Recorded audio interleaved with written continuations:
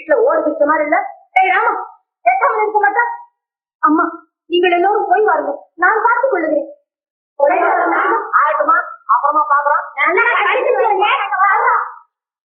பாத்தீங்களா, அடுக்கு பாக்குற மாதிரி வரிசையா வந்து வரிசையா போகுதுங்க.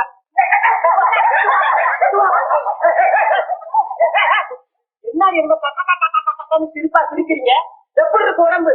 பாத்தியாடி நாட்டாமக்காரங்க, ரொம்ப அழகா இருக்கு.